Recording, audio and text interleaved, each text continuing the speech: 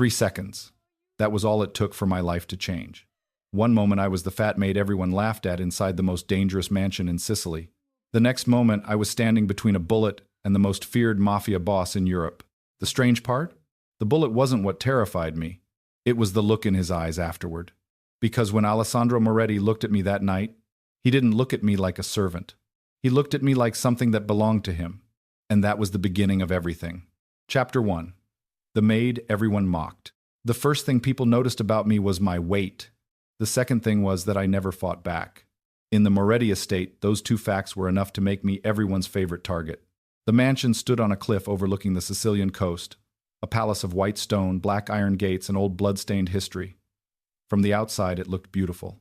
Inside, it belonged to one of the most feared men in Europe, Alessandro Moretti, the man newspapers called a billionaire entrepreneur, the man politicians secretly feared, the man criminals obeyed without question.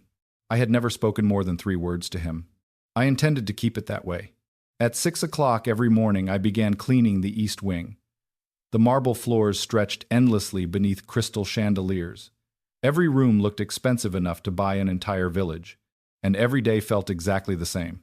Mu festa, Isabella. The voice belonged to Bianca, one of the senior housemaids. I lowered my head. Sorry. Bianca rolled her eyes. Of course you're sorry. The other maids laughed. You'd move faster if you skipped a few meals. More laughter. I kept scrubbing. Another maid added, the kitchen budget doubled after Isabella arrived. The room erupted. I smiled weakly. That was what I always did. Smile. Stay quiet. Survive. Because experience had taught me something important. When people wanted to hurt you, arguing only gave them more reasons. The truth was simple. I had spent my entire life being the girl nobody chose. Not at school. Not at work. Not even in love. Especially not in love. A familiar ache twisted inside my chest as I remembered Marco, my ex-boyfriend. The man I had wasted 3 years believing loved me. 3 weeks earlier, I had discovered he was sleeping with another woman. Not just any woman. A wealthy socialite. Blonde. Beautiful. Perfect. Everything I wasn't. The day I confronted him, he hadn't even looked guilty. Instead, he laughed. I needed someone temporary, Isabella. Temporary. The word still hurt. You should be grateful I stayed this long. Then he left. Just like that. 3 years reduced to a single cruel sentence. Temporary. The memory stung enough that I nearly missed Bianca's next insult. Earth to Isabella. I looked up. Bianca smirked. What are you daydreaming about? The other maids exchanged glances, probably imagining some handsome billionaire falling in love with her. The laughter returned. Hot embarrassment crawled across my face. I focused on my work. 1 hour. Then another. Eventually the morning passed. Unfortunately, my bad day was only beginning, because shortly after noon she arrived. Sofia Bellini. The woman every magazine in Italy seemed obsessed with, daughter of a powerful family. Model. Socialite. Future queen of high society. And according to rumors, future wife of Alessandro Moretti. 3 black luxury vehicles rolled through the gates. Staff members rushed into position. Everyone stood straighter. Everyone smiled harder. Everyone except me. I was carrying fresh linens toward the guest wing when Sophia entered the mansion. She looked exactly like the photographs. Long blonde hair. Designer dress. Perfect figure. Perfect smile.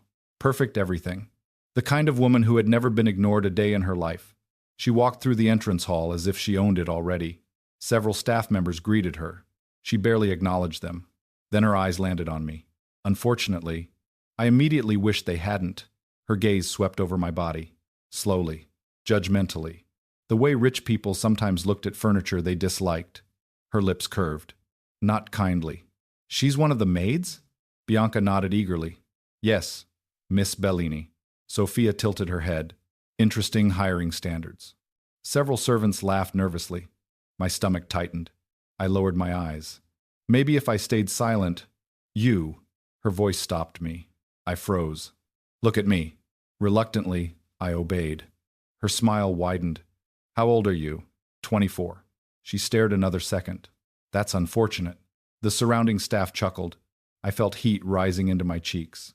Sophia glanced toward Bianca. You should put her somewhere. Guests can't see her. More laughter. Perhaps the basement. Even Bianca looked uncomfortable for a moment. But nobody defended me. Nobody ever did. I swallowed hard. The humiliation burned. Then Sophia stepped closer. Let me give you some advice. Her voice dropped. Men don't ignore women because they're cruel. She smiled. They ignore them because they're honest. A few servants gasped softly. I understood exactly what she meant, and so did everyone else. My fingers tightened around the stack of linens. For one dangerous moment, I almost answered back. Almost. Then I remembered something my mother used to say.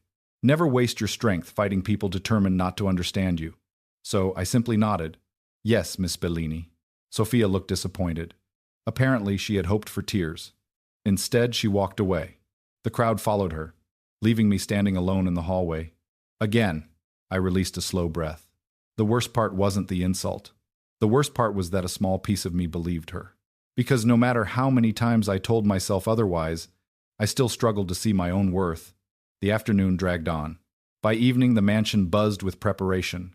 A private gathering would take place that night. Important guests. Powerful guests. Dangerous guests. The kind of guests who carried weapons under expensive jackets. The kind of guests who could ruin lives with a single phone call. My assignment was simple. Serve drinks. Stay invisible. I was very good at staying invisible.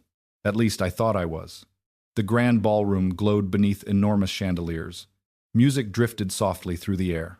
Men in tailored suits discussed business. Women wore diamonds worth more than most houses. And at the center of everything stood Alessandro Moretti. For a moment, I forgot to breathe. I had seen him before. From a distance. Never like this. He stood over 6 feet tall. Dark hair. Sharp yaff. Black suit. Cold eyes. The kind of eyes that seemed capable of reading every secret a person possessed. Power surrounded him.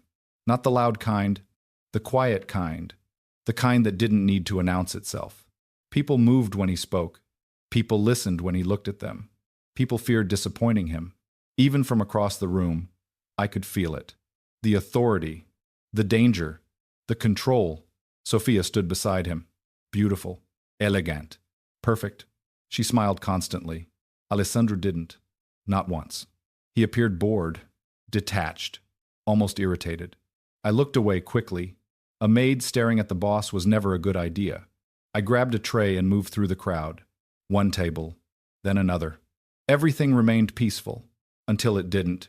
As I turned a corner near the west corridor, someone stepped backward unexpectedly. The tray tilted. Several glasses slid. My heart stopped.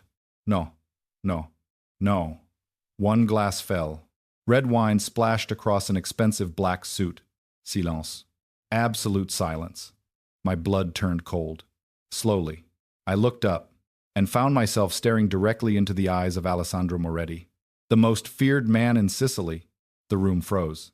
Every conversation died. Every servant looked horrified. Every guest watched, waiting, because everyone knew what happened to people who embarrassed powerful men. My hands trembled. I'm so sorry. Alessandro said nothing, not a single word. His gaze remained fixed on me. The silence stretched. 1 second, 2, 3, long enough for panic to flood my chest. Then something strange happened. Instead of anger, I saw curiosity. Just for a moment. A flicker. Gone almost instantly. His eyes moved from my face to my shaking hands. Then back again. The room held its breath, including me. Finally, Alessandro spoke. His deep voice cut through the silence. What's your name? Not what anyone expected.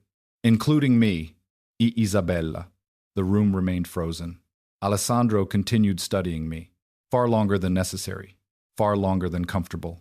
And for reasons I couldn't understand. It felt as though he wasn't looking at my appearance at all. It felt as though he was trying to remember something, or recognize something. A strange tension settled between us. One I couldn't explain. One I definitely didn't like. Then Sophia appeared beside him. Alessandro. She wrapped a hand around his arm. She's just a maid. The words sounded casual, dismissive, unimportant. Yet Alessandro didn't immediately look away from me. His gaze lingered 1 second longer, then another, until finally he turned toward Sophia. The spell broke. The room exhaled. Conversation slowly resumed. My knees felt weak. I escaped before anyone could stop me. But as I hurried down the corridor, one thought refused to leave my mind. Why had Alessandro Moretti looked at me that way?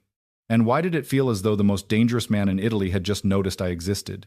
I wouldn't receive the answer that night, because before sunrise, I was going to overhear a conversation that could get me killed, and the words spoken in that hidden language would change both our lives forever.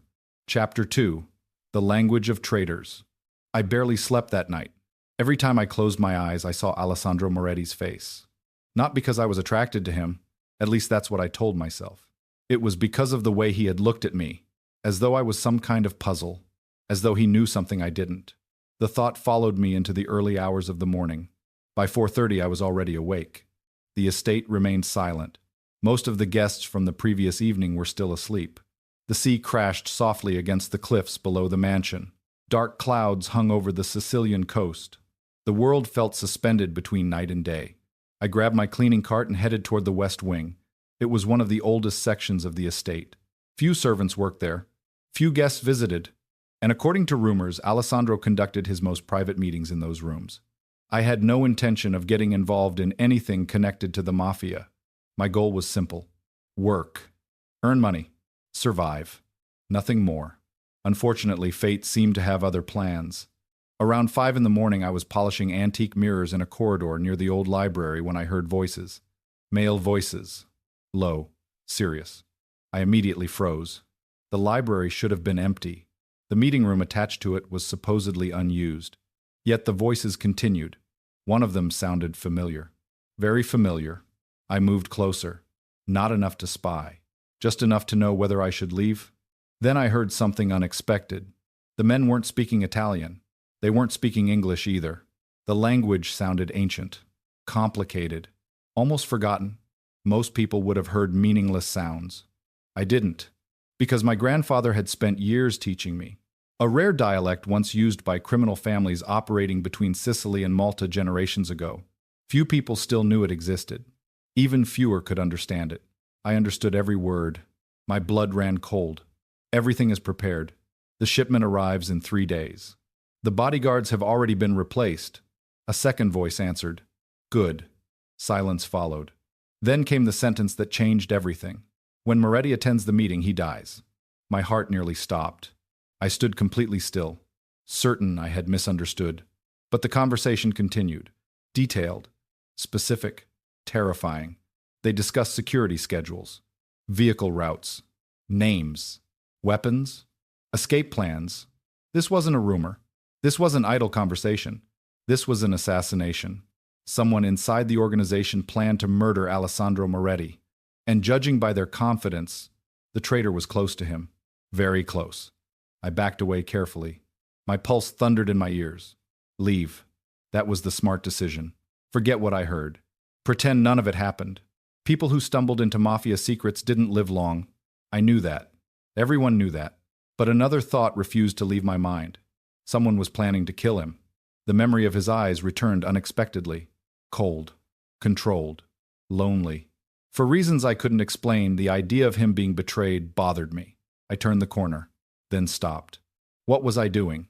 This wasn't my problem. I was a maid. Nothing more. Yet my feet refused to move. The voices continued behind the door. I forced myself to walk away. 1 step. 2. 3. Then suddenly the library door opened. I nearly screamed. A man stepped into the corridor. Tall. Dark suit. Scar across his jaw. One of Alessandro's senior captains. Luca Romano. I immediately lowered my gaze. Good morning. His eyes narrowed. What are you doing here? Cleaning. The answer came naturally. Because it was true. Luca studied me for several seconds. Something about his stare made my skin crawl. Then he nodded. Finish quickly. I exhaled when he finally walked away. Only after he disappeared around the corner did I realize my hands were shaking. I returned to work. Or at least I tried. Every minute felt heavier than the last. Every thought led back to the same question. Should I tell Alessandro? If I stayed silent and he died, could I live with that? If I warned him, would he even believe me? Hours passed. The answer never came. Around noon, Bianca appeared. Alessandro wants to see you. The cleaning cloth slipped from my hand. What? Her expression suggested she was equally shocked. The boss requested you personally. My stomach tightened. Why? Had he discovered I overheard something? Had someone seen me? Was I already in trouble? The walk toward Alessandro's office felt endless. 2 armed guards opened massive wooden doors. I stepped inside. The office was enormous.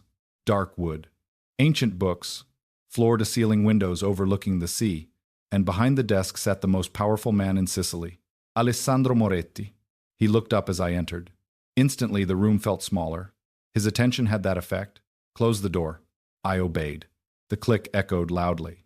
Now we were alone. Completely alone. Alessandro leaned back in his chair, watching me, studying me. Again, the silence stretched. Uncomfortable. Dangerous. Finally, he spoke. You've worked here 6 months. It wasn't a question. Yes.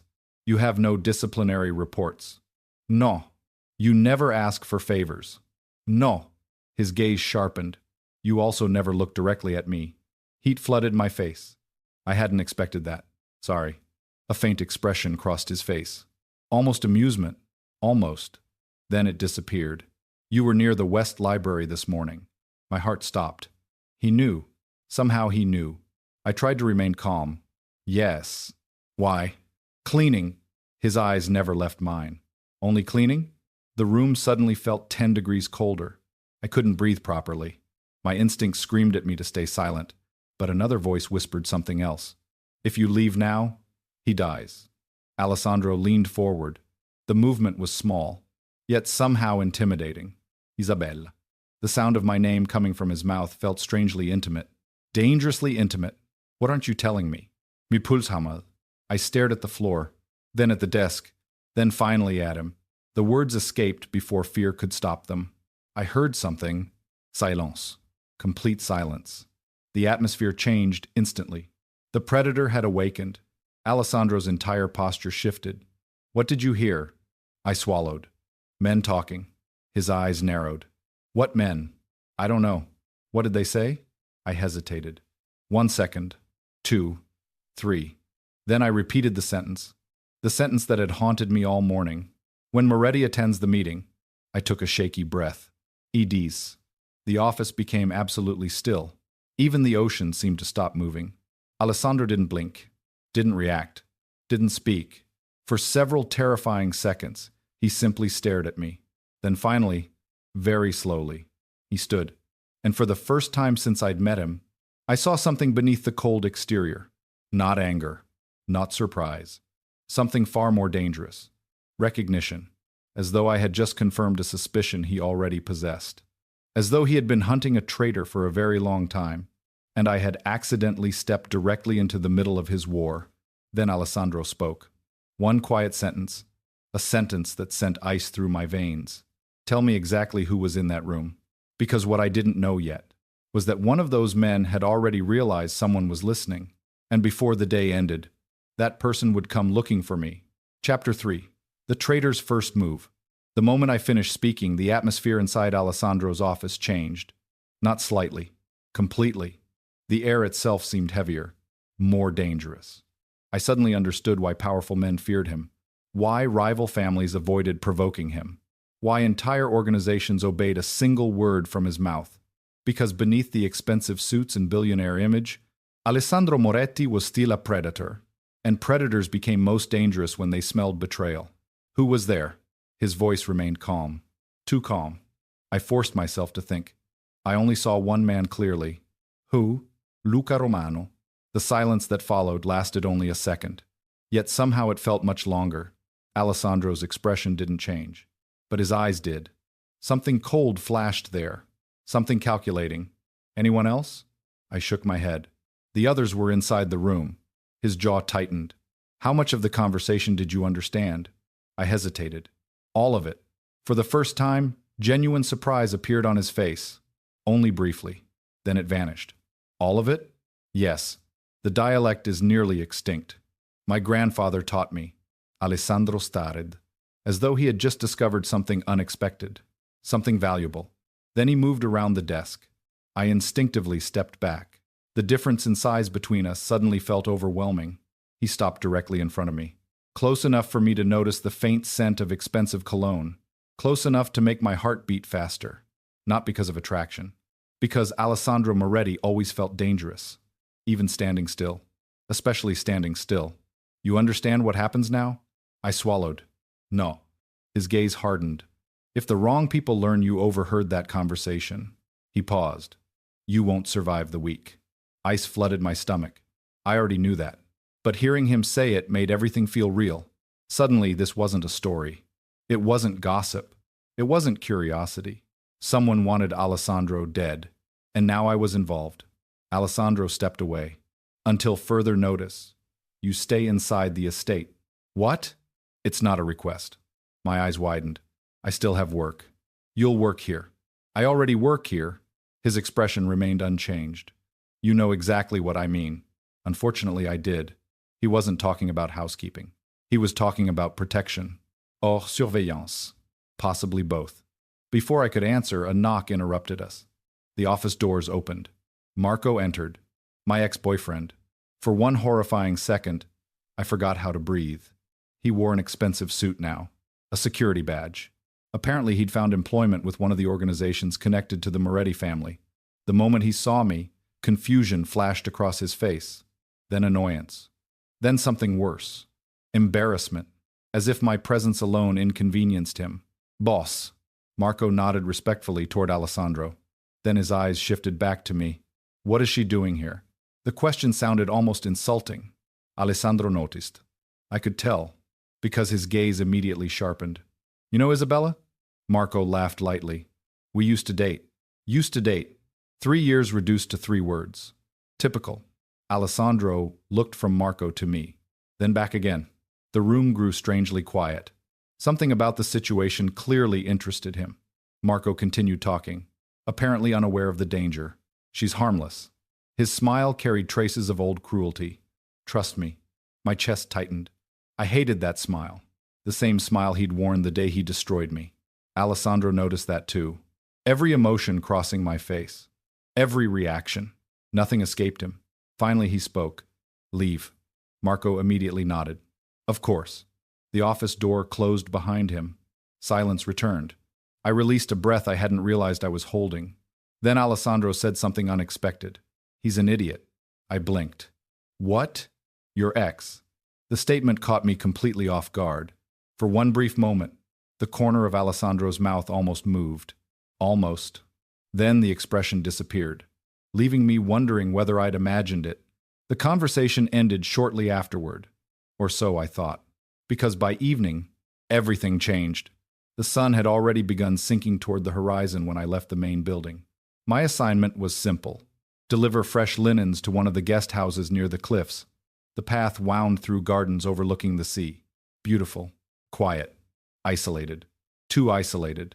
A cold sensation crawled down my spine. The feeling of being watched. I stopped walking. Nothing. Just wind. Waves. Birds. Maybe I was imagining things. I continued forward. 20 steps later, the feeling returned. Stronger. My pulse quickened. Slowly, I turned around. Still nothing. The pathway remained empty. I almost laughed at myself. Until I heard footsteps. Fast footsteps. Running.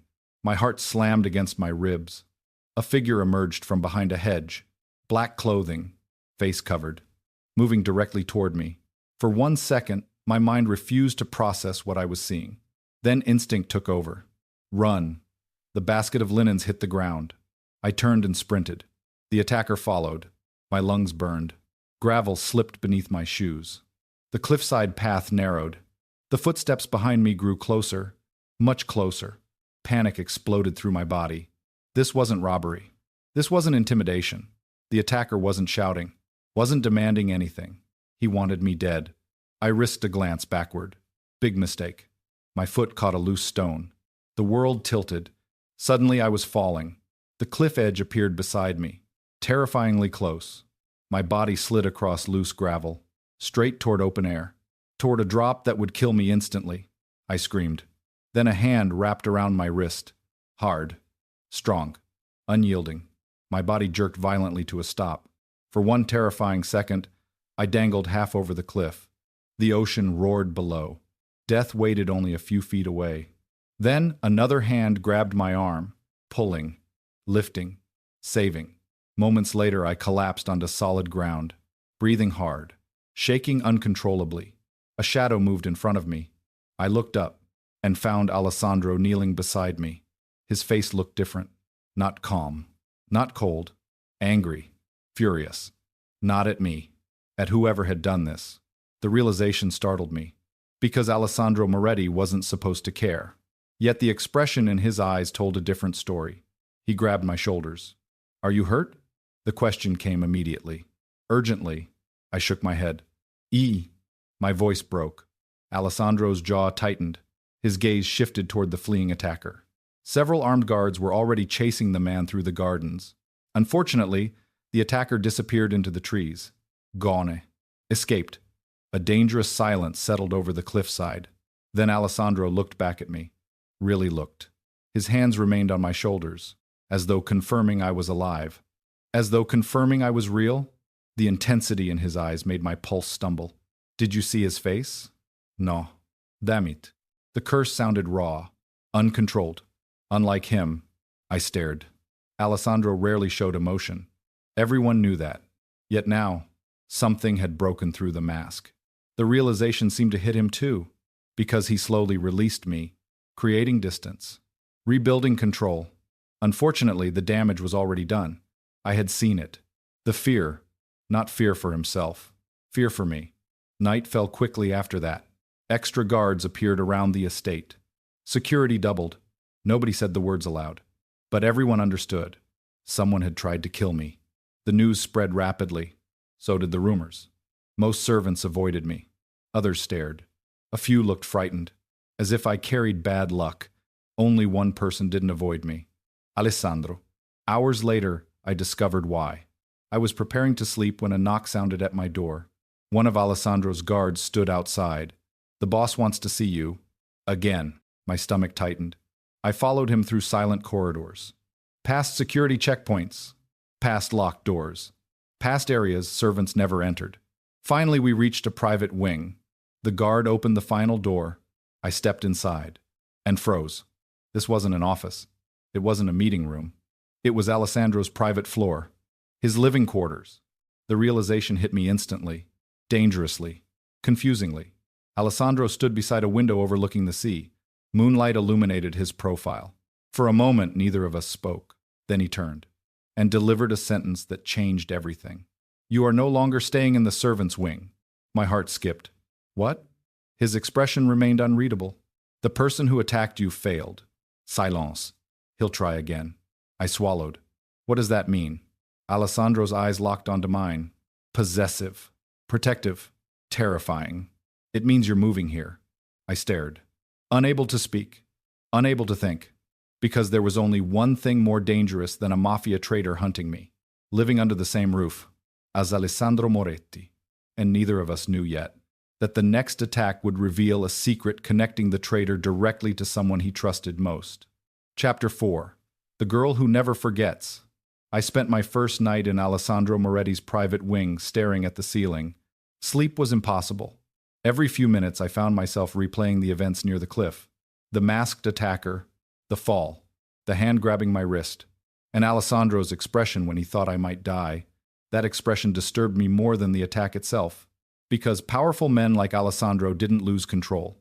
Yet for a few seconds he had, and I couldn't stop wondering why.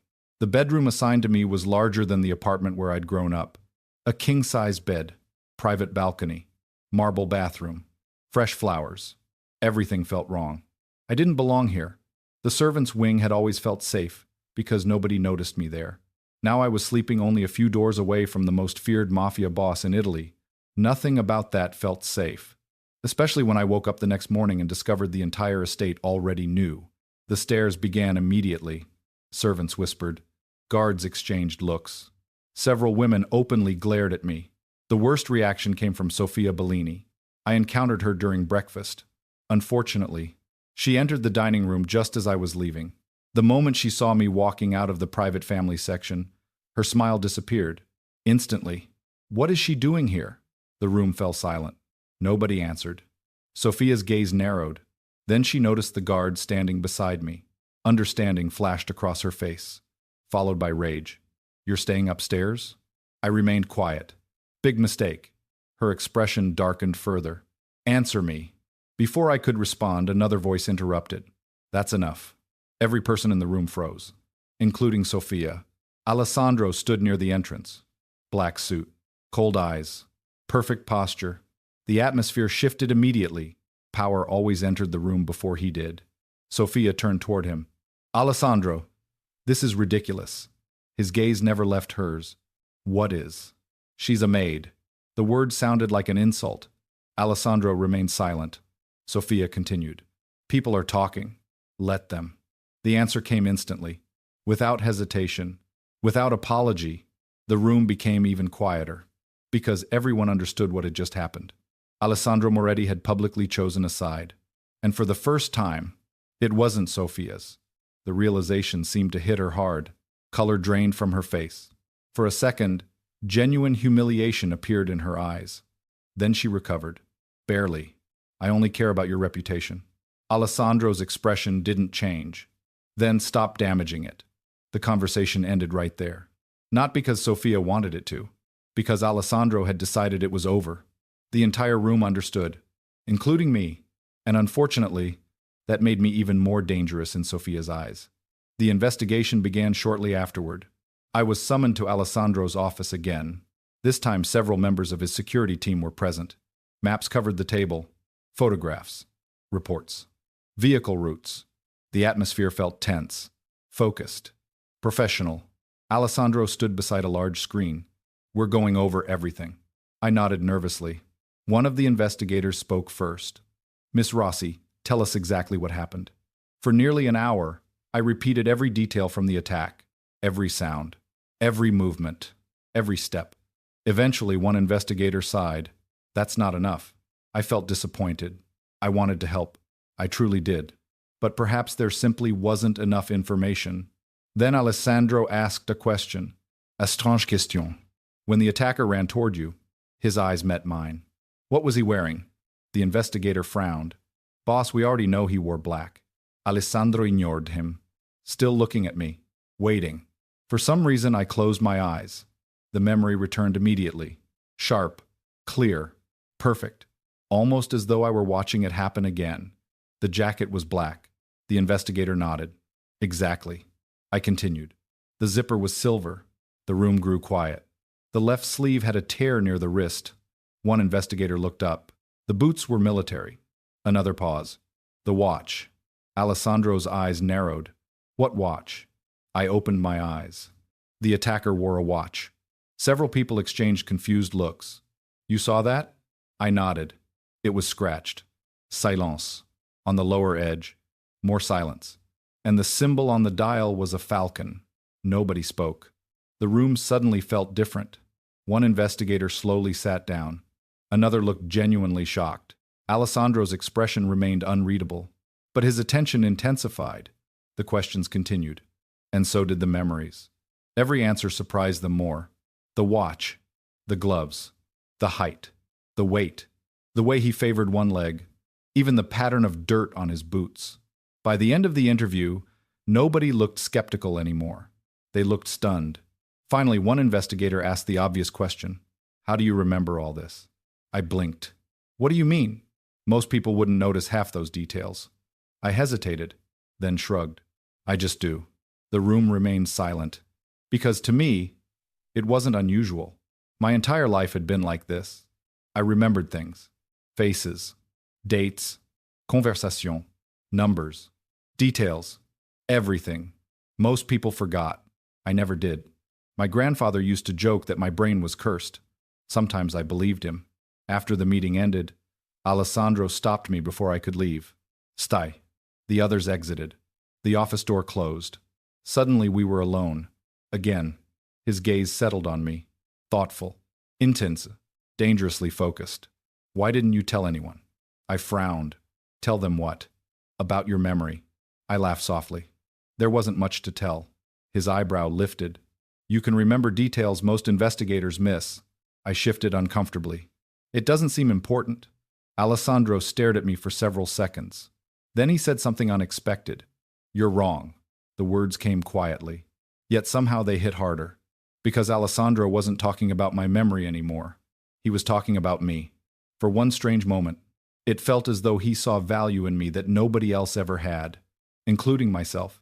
The feeling was unsettling and oddly comforting. Before either of us could say more, a knock interrupted. One of his captains entered carrying a folder. "Boss." The man looked excited. "We found something." Instantly, the atmosphere changed. Alessandro opened the folder. Photographs spilled across the desk. Vehicle records. Surveillance image. Witness reports.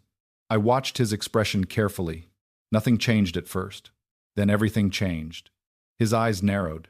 The room grew colder. "What is it?" The question escaped before I could stop myself.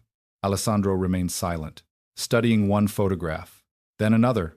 Finally, he slid a document toward me. I looked down and froze. A vehicle. A license plate. A date. Suddenly I recognized it. "The car." Alessandro nodded. "The same one?" "Yes." My voice sounded distant. "I saw it the morning of the attack." Another silence. Heavy. Dangerous. Alessandro opened a second file, then a third. The evidence began forming a pattern. A terrifying pattern. Every lead. Every witness. Every movement. All pointing toward the same individual. An individual nobody wanted to suspect. Especially Alessandro. Minutes passed. Nobody spoke. Finally, Alessandro leaned back in his chair. For the first time since I'd met him, he looked genuinely troubled. Not frightened. Troubled. As though the truth hurt more than expected. "What is it?" I asked quietly. His eyes met mine. Then he looked back at the evidence. A long silence followed. Before he finally spoke, "Impossible." A chill traveled down my spine. "What?" Alessandro's jaw tightened. "The evidence points to someone who's been standing beside me for 15 years. My heart stopped. Only one name immediately came to mind. Luca Romano. And judging by the look in Alessandro's eyes, the same thought had just crossed his mind too. What neither of us knew yet was that Luca had already realized the investigation was closing in, and before the next 24 hours ended, he would make a move so ruthless that it would force Alessandro to reveal exactly how far he was willing to go to protect me. Chapter 5. She saves his life. The next morning, the entire estate felt like a fortress preparing for war. More guards, more checkpoints, more weapons. No one said Luca Romano's name out loud, but everyone was thinking it, including Alessandro, including me. The evidence from the previous night remained spread across his office desk. Vehicle records, photographs, financial transfers, suspicious communications. Nothing proved Luca was the traitor, yet everything pointed toward him. And that was somehow worse. Because if Luca truly was responsible, then Alessandro had been betrayed by a man he trusted for 15 years. A man who had eaten at his table, protected his family, helped build the Moretti Empire. I found Alessandro standing alone on the balcony outside his office. The Mediterranean stretched endlessly beyond the cliffs. Dark waves crashed against ancient rocks. For a long moment, neither of us spoke. Then he finally said, "Do you know what the most dangerous kind of enemy is?" I shook my head. His gaze remained fixed on the sea. "The one who knows your habits. A pause. The one who already has your trust." Something in his voice sounded different. Not weak. Never weak. But wounded. I suddenly realized that betrayal hurt even men like Alessandro Moretti. Perhaps more than anyone. Because powerful people rarely feared strangers. They feared the people they loved. Or trusted. I hesitated before speaking. "You don't know for certain it's him." Alessandro looked at me. A strange expression crossed his face. Almost gratitude. Almost. Then it vanished. "You always try to see the best in people." I laughed softly. "That's not always a good thing." "No." His chaza lingered. "Sometimes it's exactly what makes you different." My heartbeat betrayed me. Immediately, and judging by the way Alessandro's eyes narrowed slightly, he noticed. Of course he noticed. Nothing escaped him. Before either of us could continue, a guard approached. "The meeting is ready, boss." Alessandro nodded. The expression disappeared from his face. The Mafia boss returned. Cold. Controlled. Dangerous. A few minutes later, we entered the council chamber. I had never been inside before. The room looked more like a royal war chamber than a meeting hall. Massive oak table. Stone walls. Family crests. Armed guards stationed near every entrance. Around the table sat the most powerful men in Sicily. Capos. Business leaders. Political allies. And at the far end, Luca Romano. The moment I saw him, my stomach tightened. His expression remained calm, confident, composed, as though nothing in the world could threaten him. Yet something about his eyes felt different now, colder, sharper, almost watchful. The meeting began. Discussions about shipments, territories, security, investments. I understood almost none of it. Alessandro had ordered me to remain nearby, officially for protection. Unofficially, I suspected he simply didn't want me out of his sight. The realization both comforted and terrified me. As the meeting continued, I quietly observed the room. That was when I noticed something strange. A bodyguard near the eastern entrance. At first glance, nothing seemed unusual. Then my memory clicked. The guard wasn't supposed to be there. I frowned. The realization grew stronger. Yesterday, a different man had occupied that position. A veteran guard. Today, someone else stood there. Someone younger. Someone unfamiliar.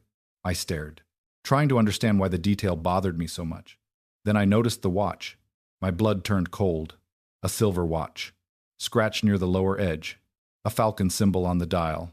The same watch. The same one. The one worn by the attacker near the cliffs. My pulse exploded. No. No. No. The man standing beside the door wasn't supposed to be there. The realization struck with terrifying clarity. This wasn't security. This was an assassination. At that exact moment, the guard slowly reached inside his jacket. Everything happened at once. My brain connected every detail, every memory, every clue, every warning. The angle, the position, the weapon, the target. Alessandro. The world seemed to slow down. Nobody else noticed. Nobody. Not yet. The guard's hand emerged, holding a pistol, silenced, deadly. My body moved before my mind could think. Alessandro. The shout tore from my throat. Every head turned, including his. Then I ran, straight toward him. The gun fired. A sharp crack echoed through the chamber. I slammed into Alessandro's chest. The impact threw both of us sideways. Pain exploded across my shoulder. Hot. Burning. For a moment I couldn't breathe. Couldn't think. Couldn't see. Screams erupted throughout the room. Chairs overturned. Weapons appeared instantly. Guards rushed forward. Several shots thundered through the chamber. The assassin never made it to the door. He collapsed before taking 3 steps. Dead. The entire attack lasted less than 10 seconds. Yet it changed everything. I lay on the floor struggling to breathe. The room blurred. Voices echoed around me. Distant. Muffled. Then suddenly a familiar voice cut through the chaos. Isabella. Alessandro. I blinked. His face appeared above mine. For the first time since meeting him, I saw genuine fear. Raw. Unfiltered. Terrifying. Not fear for himself. Fear for me. His hands carefully examined my shoulder. Blood covered them instantly. A lot of blood. Too much blood. The sight seemed to affect him more than me. Something dangerous awakened behind his eyes. Something dark. Something lethal. Get the doctor. The command shook the room. Nobody hesitated. Nobody breathed. Nobody questioned him. Because Alessandro Moretti was no longer calm. He was furious. The kind of furious that destroyed lives. I tried to sit up. Pain immediately forced me back down. His arm wrapped around me before I could fall. Strong. Protective. Possessive. The gesture felt automatic. Instinctive. As though he had forgotten the entire room existed. For several seconds, it was just us. His heartbeat. My breathing. His arms around me. The realization should have frightened me. Instead, it felt strangely safe. Then Alessandro looked at the blood staining my sleeve, and something inside him snapped. The room felt colder. Much colder. The capos noticed too. Several shifted uncomfortably. Others avoided eye contact. Because everyone understood what was happening. They were witnessing a side of Alessandro Moretti rarely seen. The man beneath the legend. The predator beneath the businessman. The Mafia king beneath the billionaire. His gaze slowly lifted toward the assassin's body. Then toward the surviving guards. Silence consumed the room. Absolute silence. Finally, Alessandro spoke. 2 words. Quiet. Controlled. Deadly. Fin him. Nobody needed clarification. Nobody. Because everyone understood exactly who he meant. The mastermind. The traitor. The person responsible for everything. One of the capos swallowed hard. Alive? The room waited. I looked up at Alessandro. His eyes lowered briefly toward my wound, toward the blood covering his hands, toward the woman who had thrown herself in front of a bullet for him. Then he answered. One word. The most terrifying word I'd ever heard. No. A chill spread through the chamber. Every man present understood the meaning. This wasn't an investigation anymore. It was a hunt, and the prey would not survive. The doctor arrived moments later. As he treated my shoulder, Alessandro refused to leave. Refused. Even when advisors approached.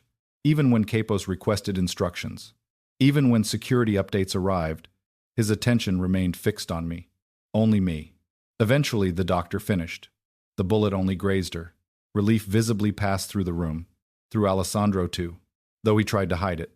The doctor continued. She'll recover.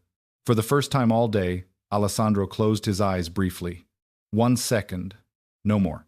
Yet somehow that single second revealed everything. Because powerful men didn't react that way to ordinary employees. And every person in the chamber saw it, including Luca Romano, standing silently at the far end of the room, watching, observing, calculating. Most people missed the look in his eyes. I didn't, because I never forgot faces. And at that moment, for the briefest fraction of a second, Luca looked afraid, not of the investigation, not of Alessandro, afraid of me, as though my survival had just ruined a very important plan. And in that instant, I realized something terrifying. The failed assassination wasn't the traitor's greatest mistake. I was, because now Alessandro Moretti would tear apart an entire empire to find the person responsible. And for the first time, he wasn't doing it for power.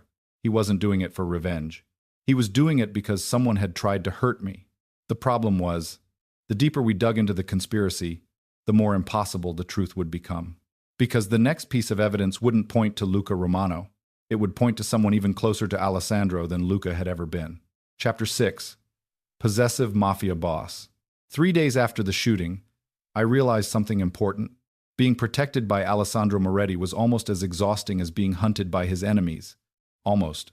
The wound in my shoulder was healing. The doctor assured everyone it wasn't serious. Unfortunately, Alessandro seemed determined to treat it as if I had survived a battlefield. I wasn't allowed to leave the private wing alone. I wasn't allowed to walk through the estate without guards. I wasn't even allowed to carry laundry baskets anymore. The first time I tried, 2 bodyguards appeared from nowhere and took them from me.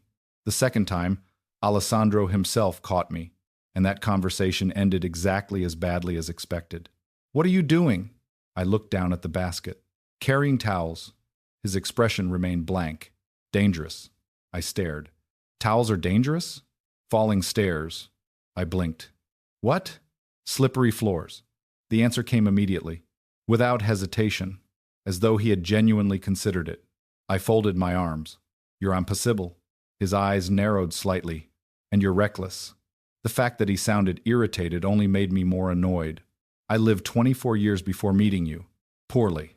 My mouth fell open. For 1 second, I was too shocked to answer. Then I noticed something strange. The corner of his mouth had almost moved. Almost. The realization hit me. Alessandro Moretti was teasing me. The most feared mafia boss in Sicily was teasing a maid. The world had officially gone insane. Unfortunately, someone else noticed too. Sofia Bellini. And Sofia was not handling it well. Not at all. The estate practically vibrated with her anger. Every time Alessandro entered a room, she appeared. Every time he spoke to me, she watched. Every time he ignored her, the hatred in her eyes grew stronger. I tried avoiding her. It didn't work. One afternoon, I entered the mansion's west garden hoping for peace. Instead, I found Sofia waiting, alone, which immediately felt dangerous. She smiled when she saw me. The smile never reached her eyes. "Enjoying your promotion?" I sighed internally. "Here we go." I didn't get promoted. Really. Her gaze drifted toward the guard standing nearby. "The entire estate disagrees." I remained silent. Sofia stepped closer. "You know what people are saying?" I already knew. Rumors spread faster than wildfire, especially inside Mafia estates. "They think you've bewitched him." I almost laughed. Instead, I shook my head. "That's ridiculous." "I agree." Her voice hardened. "Because Alessandro doesn't love women like you." The words were meant to hurt. Once upon a time, they would have. Now they simply felt sad, because Sofia still believed every relationship depended on beauty, power, status, things Alessandro seemed increasingly uninterested in. Unfortunately, Sofia wasn't finished. He'll get bored eventually. Me tergaze. Maybe for the first time, without lowering my eyes, without apologizing, without shrinking. Something changed inside me. Tiny. But important. Then that's his decision. The answer surprised both of us. Especially me. Sofia's eyes widened slightly, then narrowed, because she had noticed it too. The girl she enjoyed humiliating was disappearing, and she didn't like that. Not one bit. That evening, another problem arrived. Marco, my ex-boyfriend. The man seemed incapable of staying out of my life. I encountered him near the security office. His expression immediately darkened when he saw me. Look at you. I kept walking. Big mistake. Marco followed. You think you're important now? I stopped. Slowly, tiredly. What do you want? His laugh sounded bitter. You've changed. No. I looked directly at him. For the first time, I'm just seeing you clearly. The words hit harder than intended. His face tightened instantly. Good. For years I'd blamed myself. My appearance, my worth, my failures. Now I finally understood the truth. Marco didn't leave because I wasn't enough. He left because he wasn't. The realization felt liberating. Unfortunately, Marco didn't appreciate personal growth. His expression darkened. Careful. The threat lingered between us. Before he could continue, another voice interrupted. Is there a problem? Marco immediately stepped back. Because Alessandro had appeared. Of course he had. At this point, I suspected he could sense trouble, like a very dangerous guard dog, a billionaire mafia guard dog, which was somehow even more terrifying. Marco forced a smile. No, boss. Alessandro looked at him, then at me, then back at him. The silence stretched. Uncomfortable. Deadly. Finally, Alessandro spoke. Good. One word. Nothing more. Yet Marco retreated immediately. The moment he disappeared around the corner, Alessandro turned toward me. What did he want? I shrugged. To remind me he's annoying. Something flashed in Alessandro's eyes. Approval. Possibly amusement. Then he surprised me. Again. If he bothers you again? He paused. Danger entered his voice. Tell me. The statement should have sounded protective. Instead, it sounded like a threat. Not toward me. Toward Marco. A very serious threat. And somehow that realization sent warmth through my chest. Which was dangerous. Extremely dangerous. Because developing feelings for Alessandro Moretti was probably the fastest route to heartbreak imaginable. The problem was, those feelings were developing anyway. Later that night, the investigation finally produced results. Real results. The breakthrough came from a financial analyst working for the Moretti organization. A hidden account. Encrypted transfers. Shell companies. Millions of euros moving between offshore networks. Alessandro summoned me immediately. When I entered the office, tension filled the room. Several investigators stood around a large screen. Luca Romano was absent. Very absent. That alone felt significant. Alessandro pointed toward the documents. We found another connection. The analysts explained the evidence. Accounts. Payments. Transactions. Most of it sounded like another language. Until one photograph appeared. Then my memory clicked. Immediately. I've seen him. The room froze. Alessandro looked at me. Who? I pointed toward the screen. The image showed a man attending a family event several years earlier. Handsome. Wealthy. Confident. The resemblance was impossible to miss. Dark hair. Sharp. Yaf. Moretti features. My stomach tightened. Who is he? Nobody answered. Not immediately. Because everyone already understood where this was going. Finally, Alessandro spoke. His voice sounded colder than I'd ever heard. Riccardo Moretti. The surname hit me instantly. Moretti. Family. Blood. My pulse quickened. Your cousin? Alessandro nodded once. The room remained silent. The analysts continued presenting evidence. Every new document pointed in the same direction. More money. More connections. More suspicious meetings. More lies. Enough to raise terrifying questions. Not enough to prove guilt. Yet. Still. The pattern was undeniable. The deeper we looked, the closer the trail moved toward Alessandro's own family. Hours passed. Nobody left. Nobody relaxed. By midnight, the office felt like a war room, and Alessandro looked more troubled than ever, not because of danger, because of betrayal. Again. Only this time it wasn't coming from a trusted captain. It was coming from blood. Family. The people you're supposed to trust most. Eventually, the final file arrived. An encrypted communication recovered from a destroyed server. The last missing piece. The room went completely silent as the message appeared on screen. One sentence. One signature. One name. Enough to change everything. Alessandro stared at it for a long time, longer than anyone else. The silence became unbearable. Finally, I stepped closer. What is it? No answer. Only tension. More tension. Then Alessandro slowly closed the file. His expression unreadable. His eyes darker than ever. Impossible. The word echoed through the room. I swallowed. Who is it? For several seconds he didn't respond. Then his gaze lifted to mine. Heavy. Cold. Heartbroken. Dangerous. All at once. When he finally spoke, the answer sent a chill through every person present. Someone from my bloodline.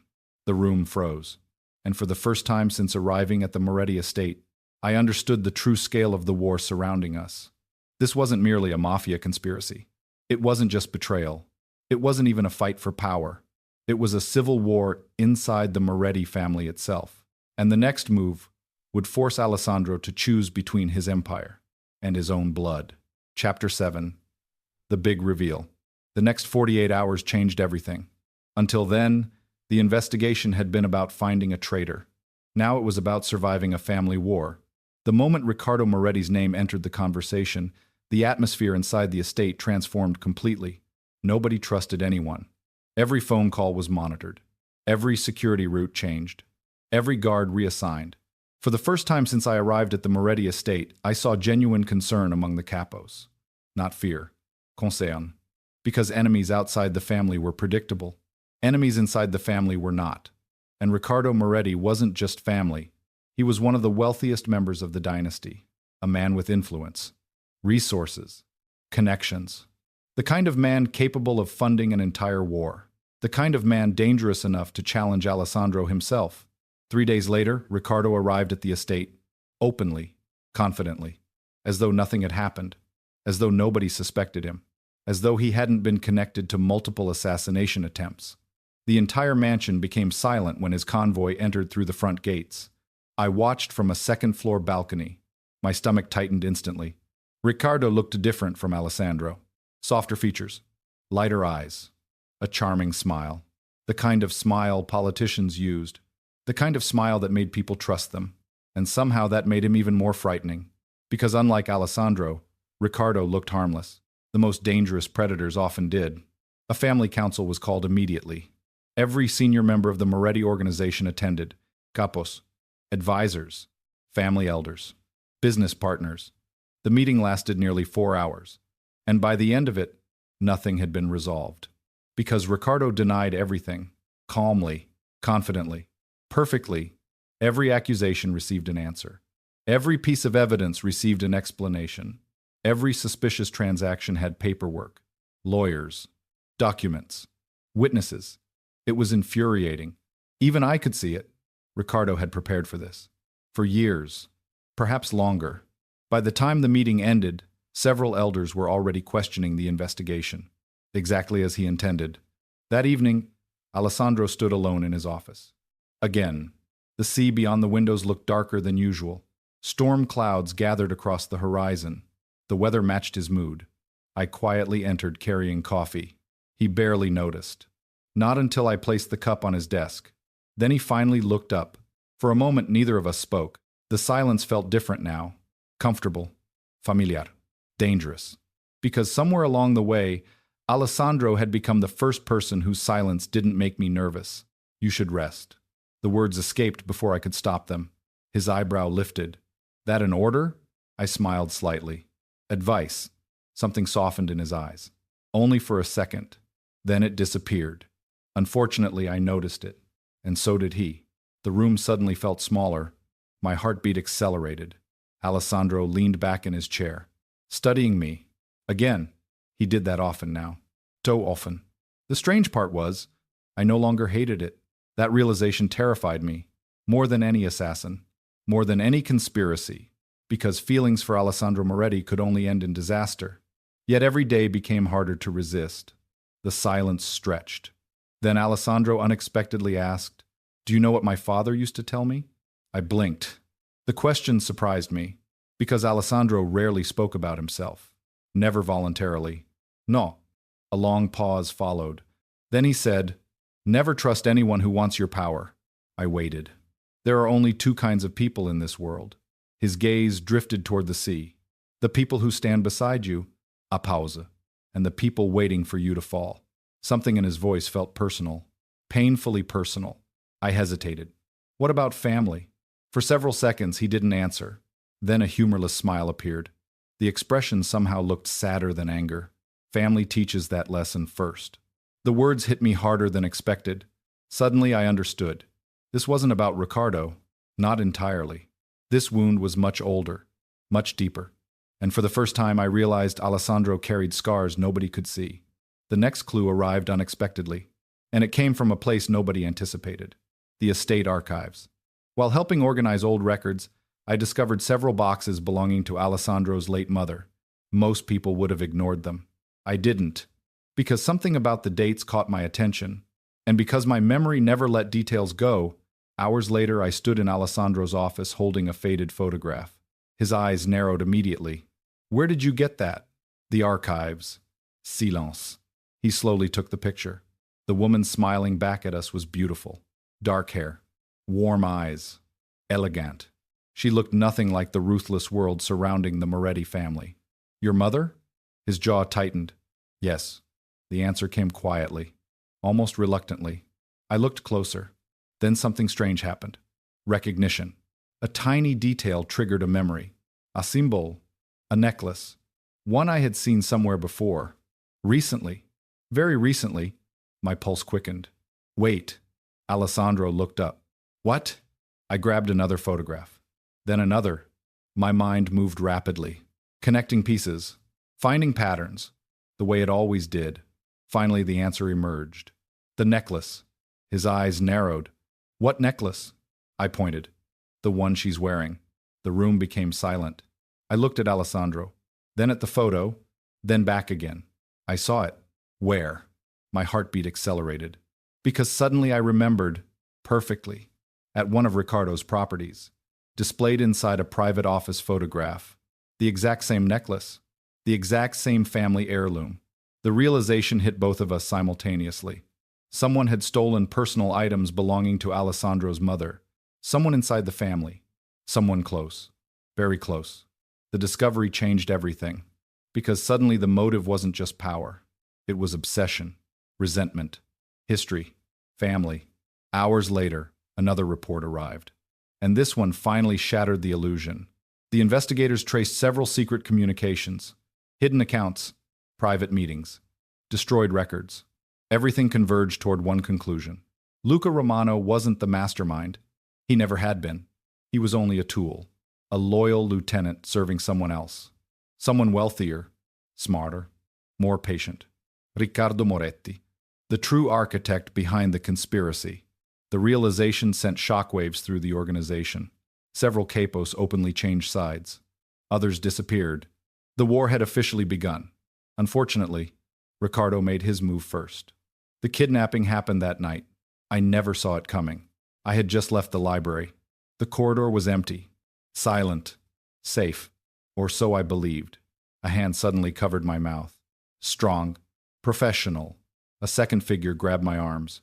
Panic exploded inside me. I fought, kicked, twisted, tried to scream. Nothing worked. The attackers moved with military precision.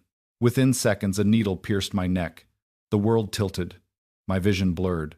Voices faded. Darkness swallowed everything. The last thing I remembered was one terrifying thought. Alessandro. Then nothing. When I opened my eyes again, I wasn't in the Moretti estate. I wasn't even in Sicily. At least I didn't think so. The room looked unfamiliar. Luxury furniture, large windows, private guards. A villa hidden somewhere far from civilization. My head throbbed. My body felt weak. The door opened.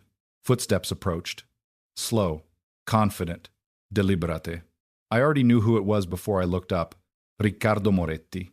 He entered smiling, relaxed, almost friendly, which somehow made him more frightening.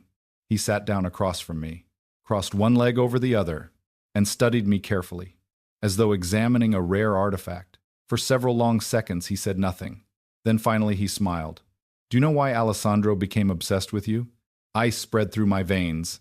I remained silent. Riccardo leaned forward slightly. His expression darkened. Not angry. Not cruel. Worse. Personal? Obsessive. As though he knew secrets nobody else did.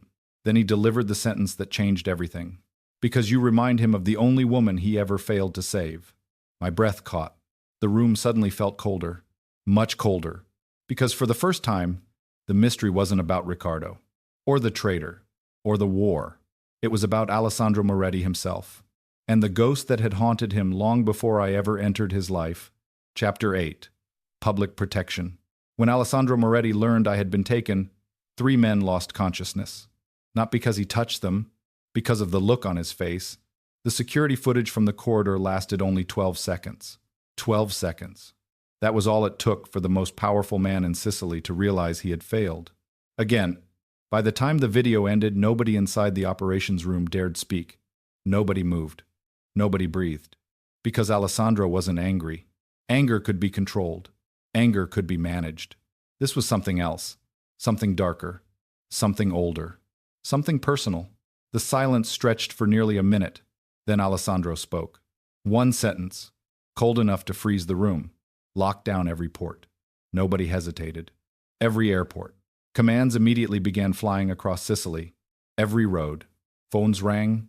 Vehicles mobilized. Private security teams deployed. Finhia. The order echoed through the room. And for the first time in years, the entire Moretti empire moved as a single weapon.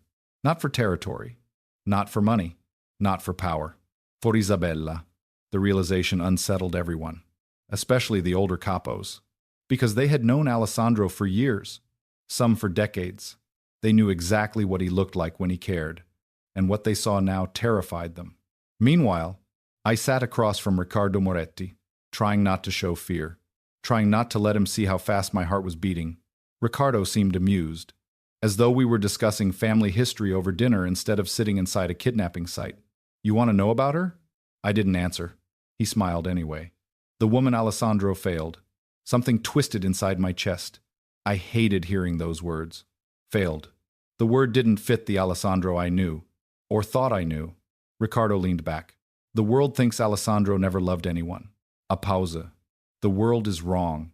For some reason that hurt, far more than it should have. I wasn't supposed to care. I wasn't supposed to wonder. I wasn't supposed to feel jealous of a woman I'd never met. Yet I did. And Riccardo noticed immediately. Of course he did. Predators always noticed weakness. Interesting. His smile widened. You care. I looked away. That only confirmed it. Unfortunately, Riccardo laughed softly. Years ago, before Alessandro became who he is now, he paused. There was a girl. The room suddenly felt smaller. She wasn't Mafia. Another pause. She wasn't powerful. His eyes met mine. She was kind. Something inside me tightened. The wrong people wanted leverage over Alessandro. Silence. So they took her. My stomach dropped. No. No. The word escaped before I could stop it. Riccardo's smile disappeared. Because this wasn't the part he found amusing. This part was true. They used her. His voice became quieter. Dropped her body where Alessandro would find it. The room fell silent. Completely silent. I couldn't breathe. Couldn't think. Couldn't imagine. The image alone felt unbearable. Riccardo studied me carefully, watching the horror spread across my face. Then he delivered the final blow. After that day, a long pause. Alessandro stopped believing in love. Something shattered inside me, because suddenly so many things made sense. The walls, the distance, the coldness, the control, the loneliness. None of it had happened by accident. Alessandro wasn't incapable of loving someone. He was terrified of losing them. The realization hurt more than I expected. Much more. Riccardo stood, walked toward the window, and looked out at the ocean. Then you appeared. His voice drifted through the room, and suddenly he's making mistakes. My pulse quickened. You don't know him. Riccardo laughed. The sound felt sharp. I know him better than anyone. Then he turned toward me. His eyes darkened. And that's why you're dangerous. Hours passed. Night arrived. Then midnight. Outside the villa, armed guards rotated positions. Vehicles moved. Radio communications echoed through the hallways. Something was happening. Something important. I could feel it. Ricardo felt it too, because for the first time since I'd arrived, he stopped smiling. Around 2 in the morning, a guard rushed into the room. Sir. Ricardo turned. The guard looked nervous. Very nervous. He's coming. The room went silent. Every person inside immediately understood who he meant. Alessandro. Ricardo's expression hardened. Finally, the charming mask disappeared, revealing something colder underneath. Something more dangerous. He found us? The guard swallowed. Yes. A pause. All of us. For several seconds nobody moved. Then alarms exploded throughout the villa. The sound echoed everywhere. Guards began running. Doors slammed. Weapons appeared. Outside, engines roared. The war had arrived, and Alessandro Moretti was leading it. The first explosion shook the building seconds later. The floor trembled beneath my feet. Glass shattered somewhere downstairs. Men shouted. Gunfire erupted. The attack had begun. Chaos spread instantly. Ricardo cursed. Another explosion followed. Closer. Much closer. Then came automatic gunfire. Screams. Orders. Panic. The Moretti Empire had found us, and it wasn't interested in negotiation. For the next 15 minutes, the villa became a battlefield. I sat frozen inside the room, listening, waiting, praying. Every gunshot tightened my chest. Every explosion made me jump. Then suddenly, silence. Not complete silence, but enough. Enough to know something had changed. The fighting was ending. Footsteps approached. Heavy, fast, purposeful. The door exploded inward. Several armed men entered, Moretti soldiers. The sight nearly made me cry. Then another figure appeared behind them. Tall, dark suit, cold eyes. Alessandro. For 1 second, neither of us moved. The world seemed to stop. Everything disappeared. The war, the gunfire, the fear, the room. Only Alessandro remained. His gaze locked onto mine. Searching, checking, confirming. Alive. The moment he realized I wasn't hurt, something inside him broke. Not visibly, not completely, but enough. He crossed the room in seconds. I barely had time to stand. His hands reached me immediately. Shoulders, face, hair, everywhere. As though he needed proof. As though he needed certainty. As though he couldn't believe I was really there. Isabella. My name sounded rough, raw, human. Nothing like the controlled voice he normally used. I'm okay. The words came out weak. His jaw tightened. No. A pause. You aren't. The answer shocked me, because he wasn't talking about injuries. He was talking about what had happened. The fear. The kidnapping. The trauma. And for the first time, someone seemed to care. Really care. Before I could respond, Alessandro suddenly pulled me against him. Hard. Protectively. Possessively. His arms wrapped around me. Strong enough to shield me from the entire world. For several seconds he simply held me. No words. No explanations. No distance. Just relief. Pure relief. I felt his heartbeat. Fast. Much faster than normal. The realization stunned me. Alessandro Moretti had been afraid. Terrified. For me, eventually I pulled back slightly. Just enough to look at him. His eyes remained fixed on mine. Intense. Dark. Dangerous. And full of emotions he wasn't ready to name. Then he said something that made my heart stop. You don't get to leave me. Silence. The room disappeared again. Everything disappeared. Because the words hadn't sounded like an order. They sounded like a confession. A desperate one. For one brief second, Alessandro seemed to realize what he'd revealed. His expression hardened immediately. The walls returned. The Mafia boss returned. But it was too late. I had heard it. And so had every man standing in that room. Hours later, we returned to Sicily. The entire organization gathered inside the main council chamber. Capos, advisors, commanders, family members, everyone. The atmosphere felt electric because everyone knew something had changed. Alessandro stood at the head of the room. I remained beside him, uncertain, nervous, completely out of place. Then Alessandro addressed the assembly.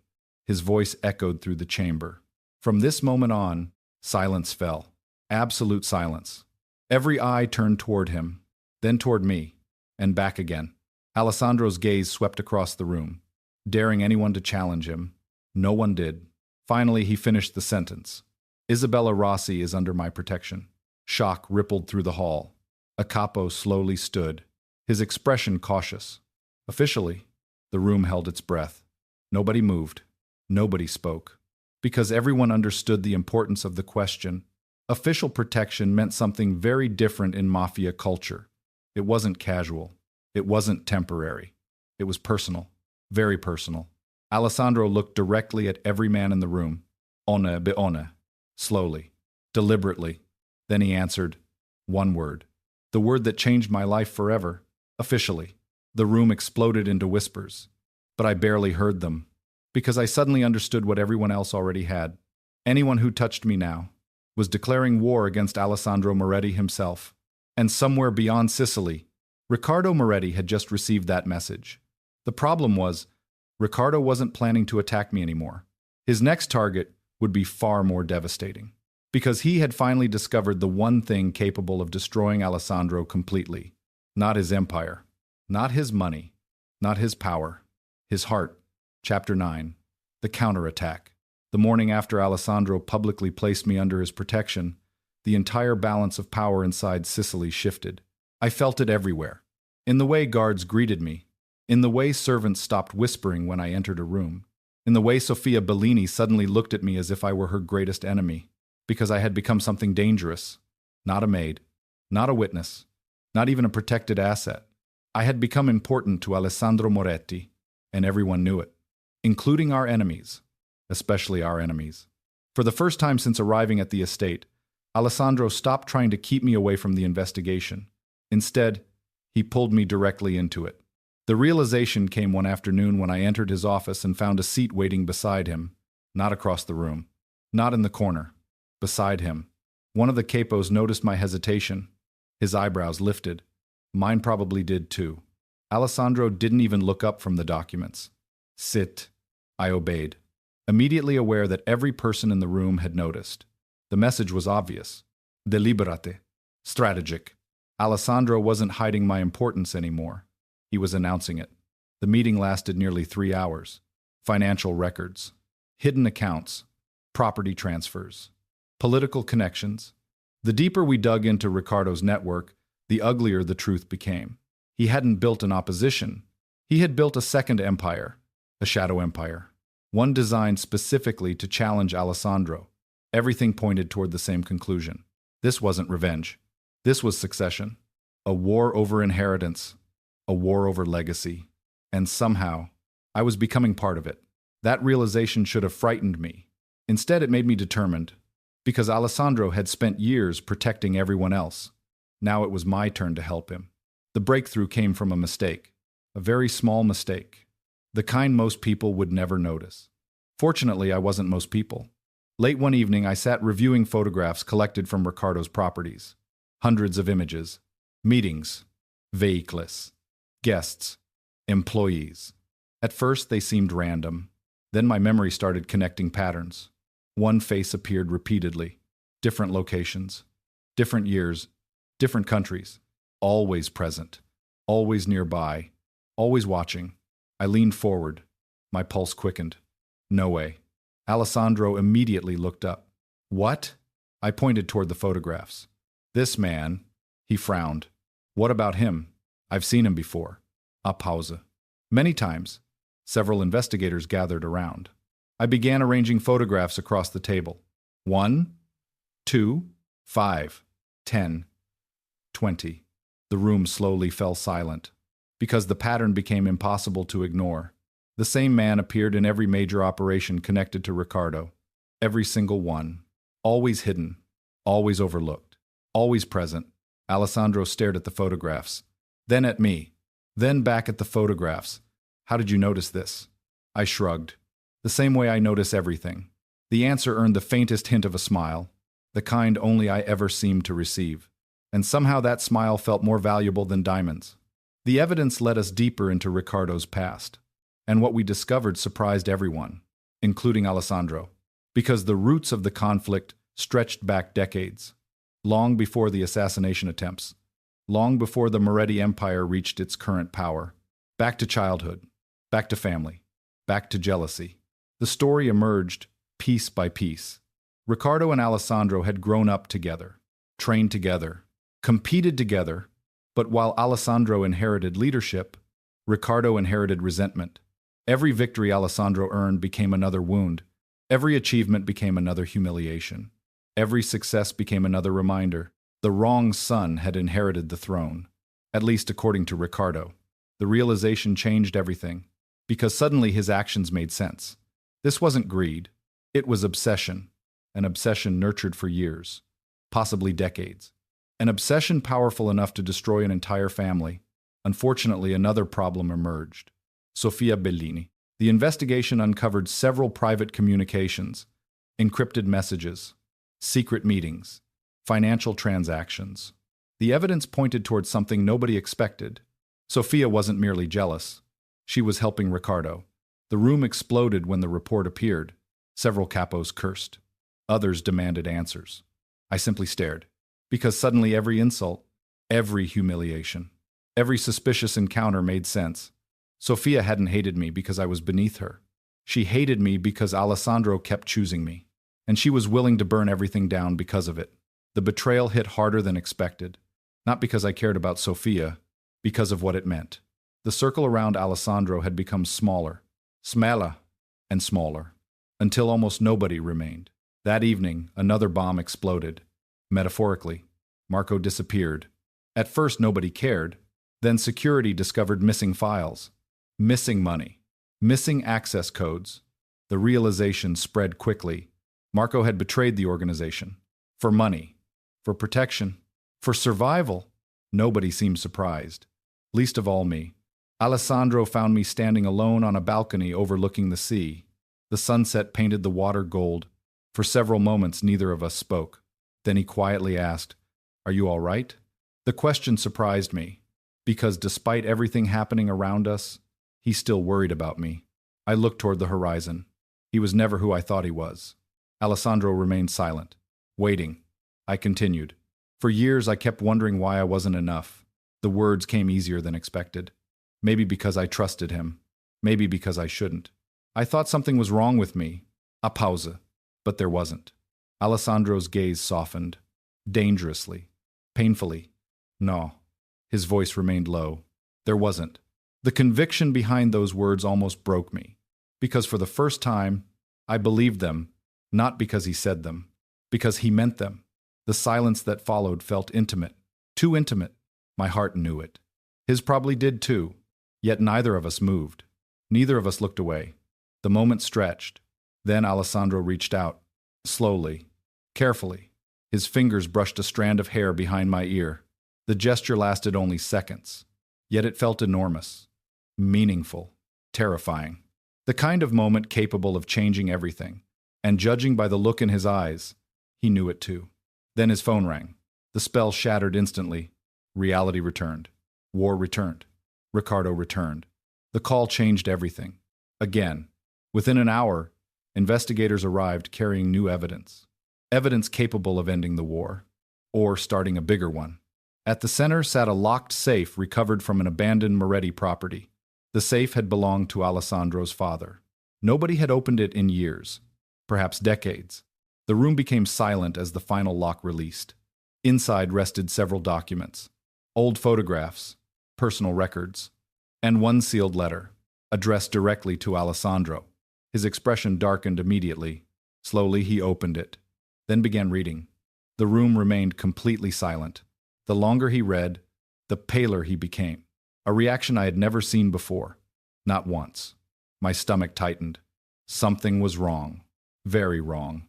Finally, Alessandro lowered the letter. His eyes looked distant, haunted, almost shocked. I stepped closer. "What's wrong?" For several seconds he didn't answer. Then his gaze met mine. Heavy.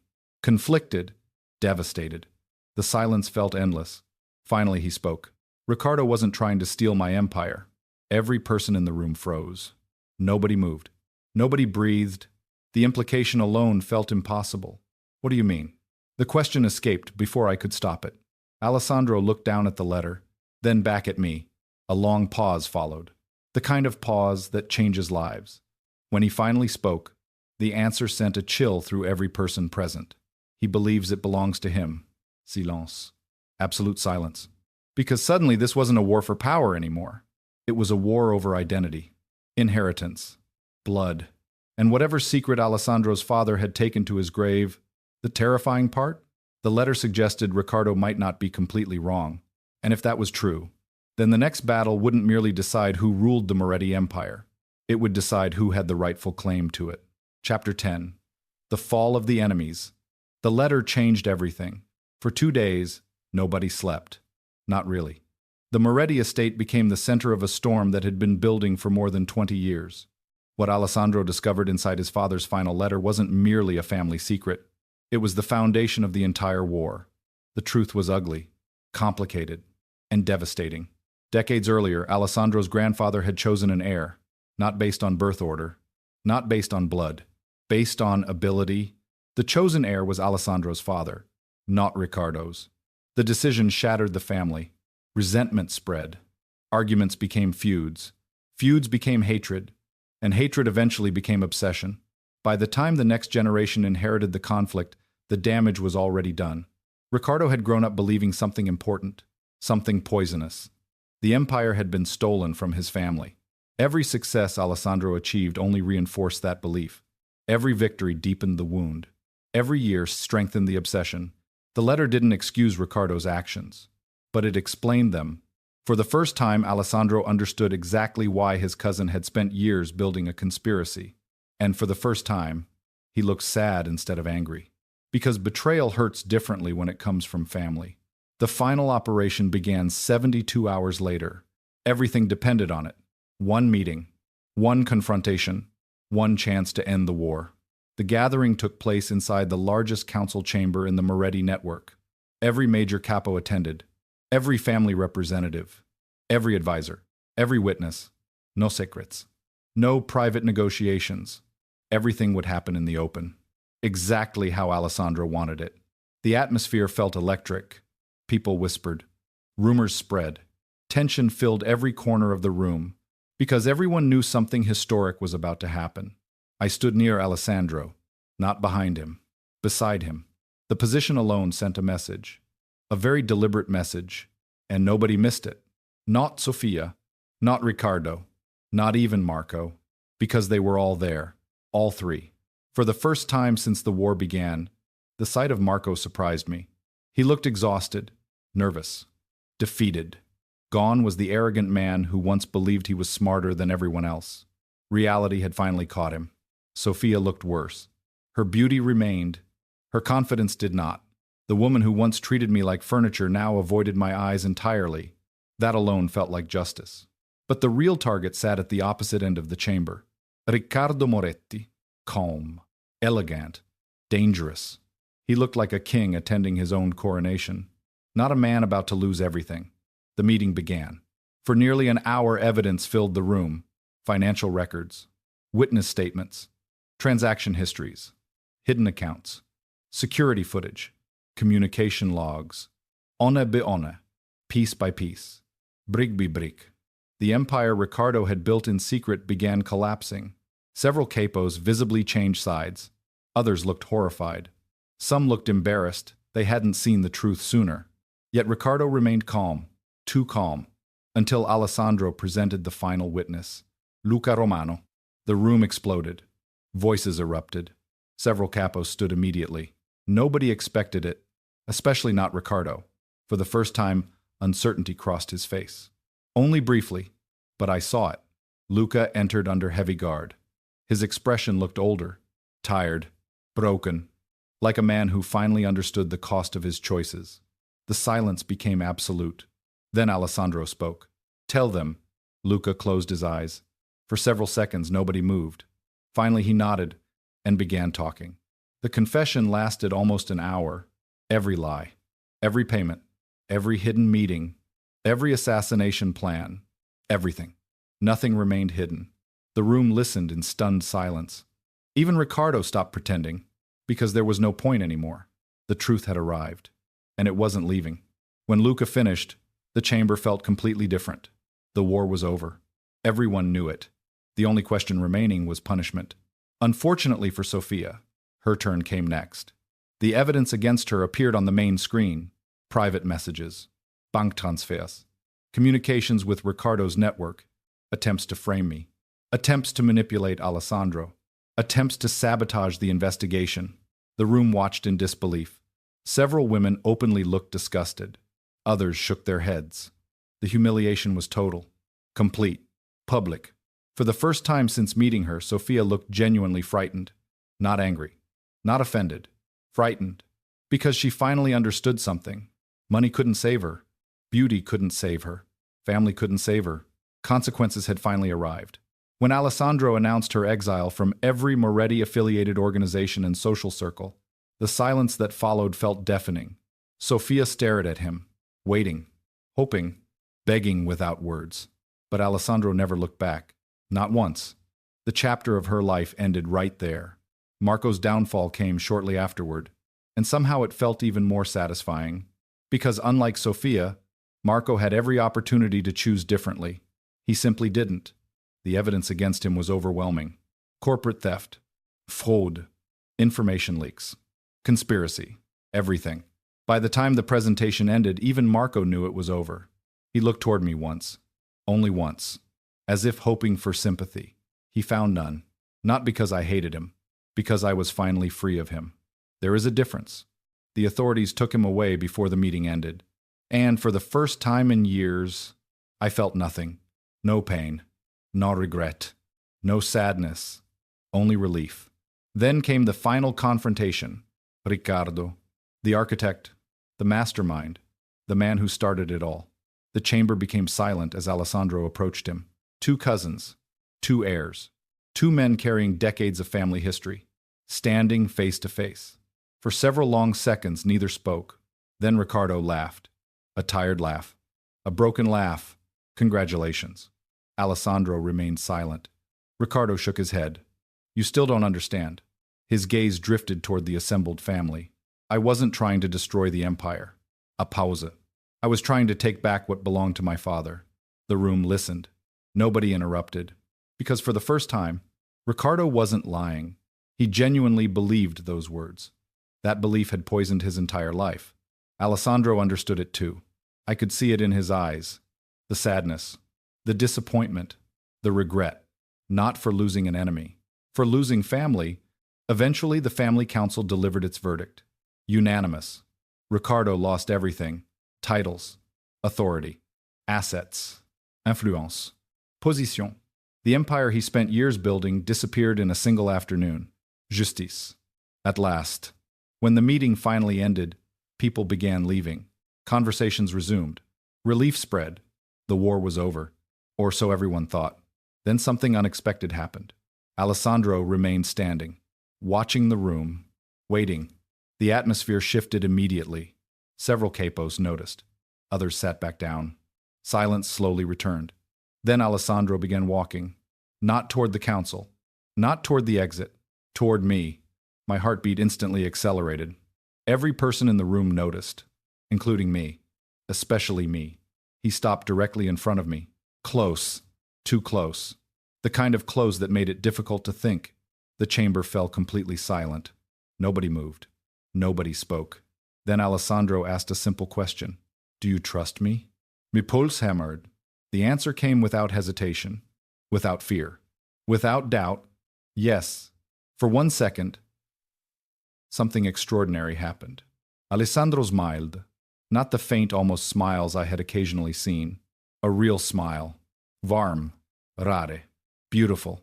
The kind of smile that explained why people followed him. The kind of smile nobody else ever received. The room seemed stunned, because many of the men present had never seen it before. Then Alessandro did something even more shocking. Something nobody expected. Something that made the entire chamber freeze. Slowly, the most powerful mafia boss in Sicily lowered himself onto one knee. The room collectively forgot how to breathe. And I realized the war might be over. but my life was about to change forever. Chapter 11. Declaration of Ownership. For several seconds after Alessandro dropped to one knee, nobody moved. Nobody breathed. Nobody spoke. The entire chamber seemed frozen in time. Capos, advisors, family members, business partners, men who had survived wars, men who had negotiated with presidents, men who feared almost nothing. Every one of them looked stunned, because they had just witnessed something many believed impossible. Alessandro Moretti, the coldest, most feared man in Sicily, was kneeling before a former maid, and the look in his eyes made it clear this was not a political move, not a strategy, not en alliance. This was personal, terrifyingly personal. My heart pounded so hard I could barely hear anything else. Alessandro reached into his jacket. The room collectively held its breath. A small black box appeared. I immediately forgot how to think, forgot how to speak, forgot how to breathe. The box opened. Inside rested a ring unlike anything I had ever seen. Elegant, timeless, beautiful. But it wasn't the ring that shattered me. It was Alessandro's expression. For the first time since I met him, there were no walls, no mask, no armor, only honesty, raw and vulnerable. The kind of honesty powerful men rarely allow themselves. His gaze never left mine. Isabella Rossi. My eyes immediately filled with tears. The sound of my full name coming from him felt different. Important. Sacred. The room disappeared. The people disappeared. Everything disappeared. Only Alessandro remained. Then he spoke. And every word changed my life. I've spent most of my life believing attachment was weakness. Silence. Absolute silence. I believed caring about someone gave the world a weapon. Pause. I believed love was a liability. The pain behind those words felt real. Because it was. The entire room could hear it. Years of grief. Years of regret. Years of loneliness. All hidden beneath power and control. Then Alessandro continued. I was wrong. A tear escaped before I could stop it. His eyes softened instantly. Dangerously. Beautifully. And somehow that only made me cry harder. A faint smile touched his lips. The kind reserved only for me. Then he took a slow breath, as though preparing for something difficult. Something important. I need you to understand something. His voice lowered, became quieter, more intimate. The woman I lost years ago. The chamber remained completely silent. Nobody interrupted. Nobody dared. Because everyone understood the importance of this moment, Alessandro looked directly into my eyes. I didn't fall in love with you because you reminded me of her.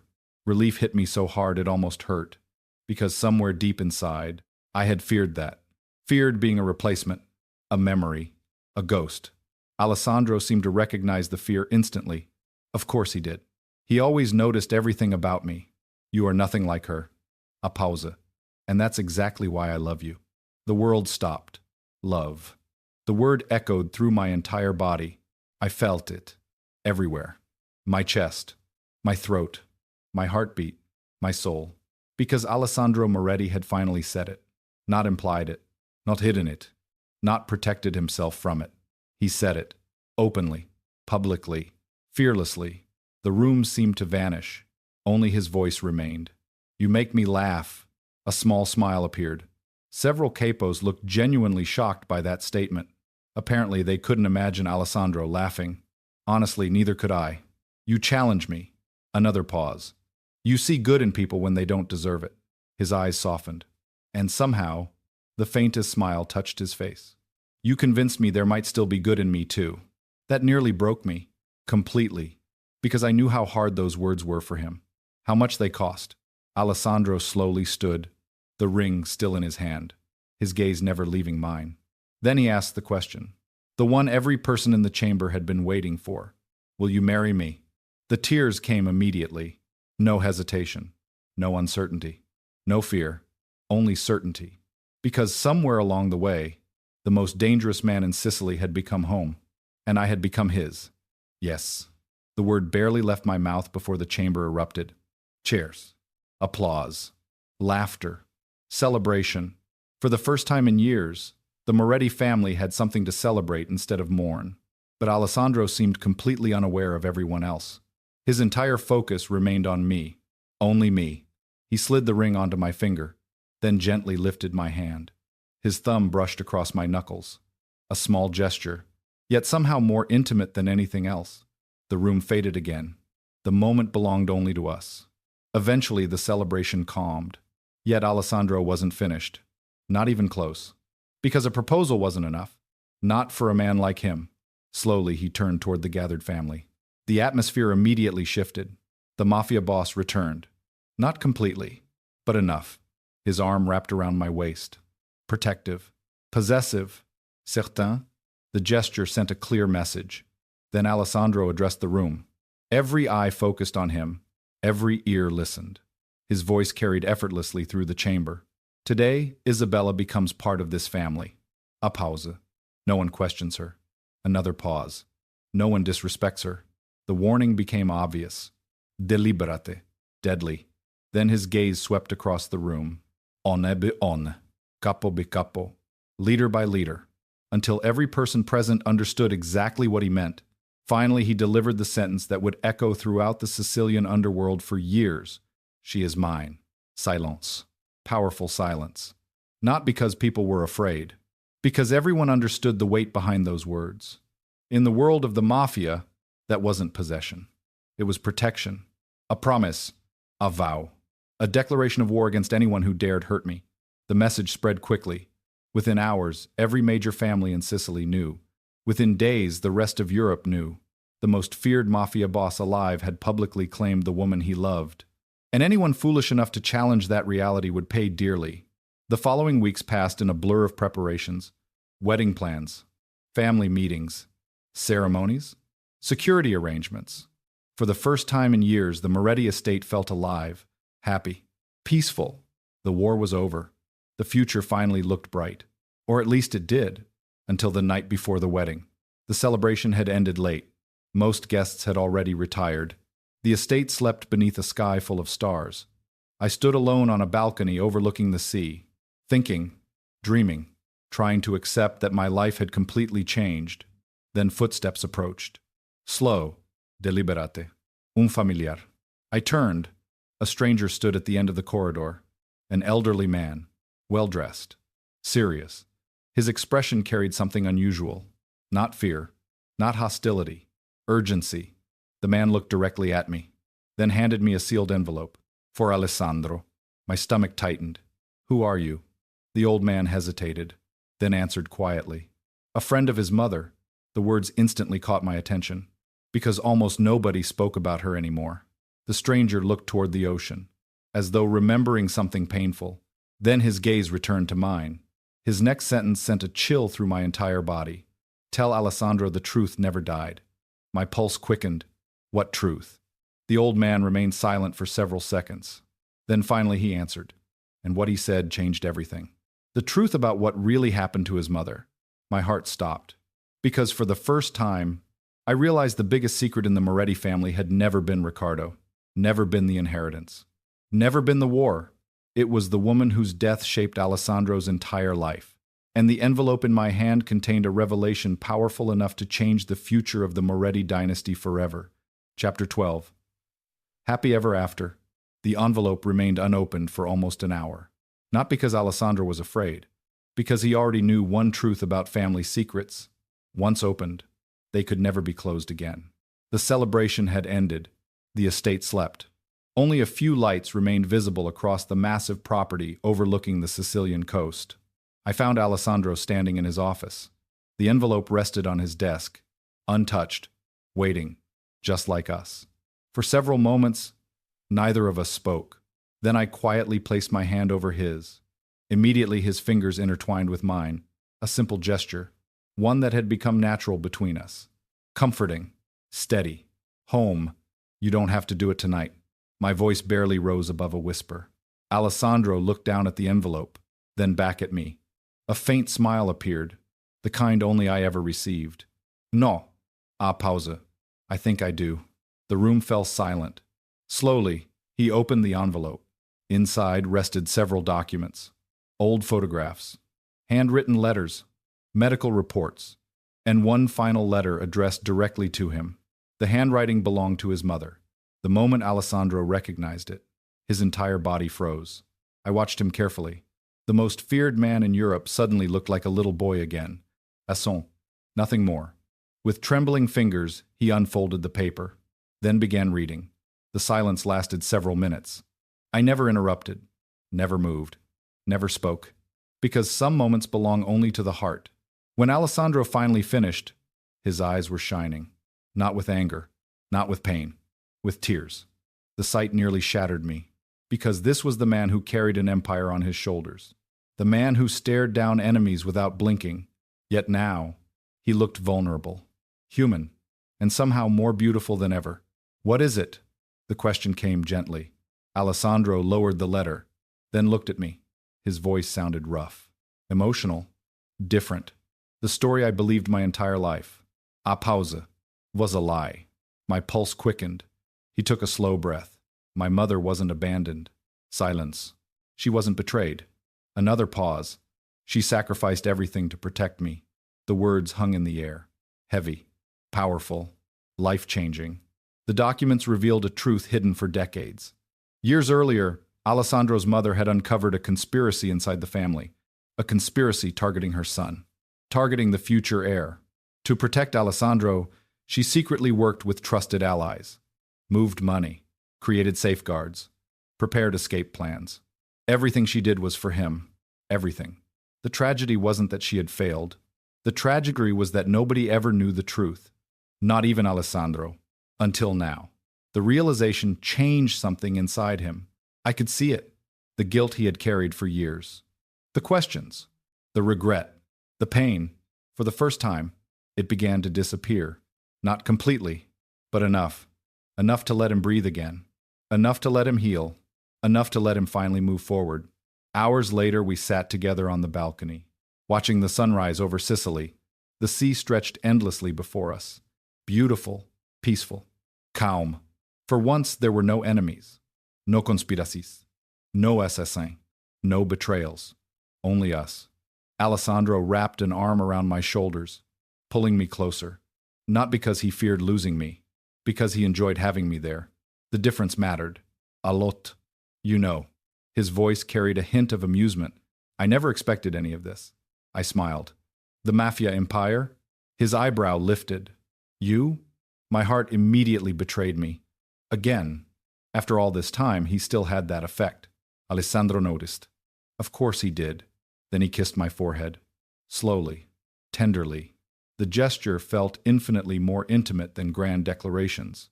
Because it was real. Pure. Uncomplicated. Exactly like us. The wedding took place the following afternoon, and all of Sicily seemed to attend. The ceremony was held on the cliffs overlooking the Mediterranean. White flowers lined the pathway. Golden sunlight illuminated the sea. The breeze carried the scent of salt and roses. It looked like something from a dream, a beautiful dream, one neither of us had ever expected to live. The guests included politicians, business leaders, family heads, capos from across Europe, people who normally spent their lives competing against each other. Yet on that day, they stood together. Because even enemies respected Alessandro Moretti, and because everyone wanted to see the woman who had changed him. The moment I stepped onto the aisle, the entire world disappeared. Only Alessandro remained, waiting, watching, smiling, actually smiling. The sight nearly made me cry. Again! When I reached him, he took my hands. Immediately. As though he couldn't help himself. As though he needed to touch me to believe I was real. The ceremony began. Vows followed. Promises. Laughter. Tears. Memories. Everything passed in a beautiful blur, until Alessandro's turn arrived. The entire gathering became silent. Everyone listened. Because everyone knew this wasn't a man who wasted words. When Alessandro spoke, every sentence came directly from his heart. For most of my life, his gaze remained locked on mine. I believed strength meant standing alone. Silence. I believed trusting people was weakness. A pausa. I believed love was something dangerous. The ocean waves crashed softly against the cliffs below. The sound seemed to disappear beneath his voice. Then Alessandro smiled. That beautiful smile, the one that belonged only to us. And then I met a maid who changed everything. Soft laughter spread through the guests, including me. Tears mixed with the smile on my face. Alessandro continued. You reminded me that kindness is strength. Another pause. You reminded me that loyalty still exists. His thumb brushed gently across my hand, and somehow, his voice lowered, became softer, more intimate. You taught me how to live again. I couldn't stop crying anymore. Neither could several guests. Even hardened capos looked emotional. Then Alessandro delivered the final part of his vow, the part nobody would ever forget. For years, he took a slow breath. I ruled an empire. The entire gathering remained silent, listening, feeling, remembering. Then Alessandro looked directly into my eyes and smiled. The smile of a man finally at peace, the smile of a man finally home, the smile of a man finally loved. But you gave me a home. The words shattered every remaining wall inside me. The ceremony ended moments later. The applause seemed endless. The celebration lasted until long after sunset. Music filled the estate. Laughter echoed through the gardens. For the first time in decades, the Moretti family celebrated without fear, without conflict, without tragedy. Only joy, only hope, only love. Years passed. Slowly, beautifully, peacefully. The empire continued thriving, but it changed. Not because of new rules, because of new priorities. The Moretti estate no longer felt like a fortress. It felt like a home. Children ran through hallways once filled with armed guards. Laughter replaced silence. Family dinners replaced war meetings. Life replaced survival. One summer evening, I stood on the same balcony where everything had begun. The sea looked exactly the same. The cliffs looked exactly the same. Yet everything else had changed. Small footsteps approached behind me. Then another set, and another. 3 children launched themselves toward me simultaneously. Chaos followed immediately. The good kind. The beautiful kind. The kind I once believed I'd never have. A moment later, strong arms wrapped around my waist. Familiar arms. Safe arms. Alessandro. He kissed my temple, then looked toward the children racing across the gardens. His eyes softened. The same way they always did around family. Around us. Around home. Happy? I smiled. The answer was obvious. More than obvious. It was written into every moment of our lives. Every scar. Every lesson. Every victory. Every choice.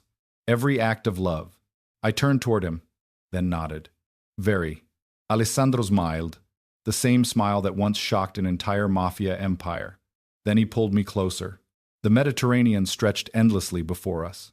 The future stretched even farther, and surrounded by family, love, laughter, and peace. The girl everyone once ignored finally understood her worth.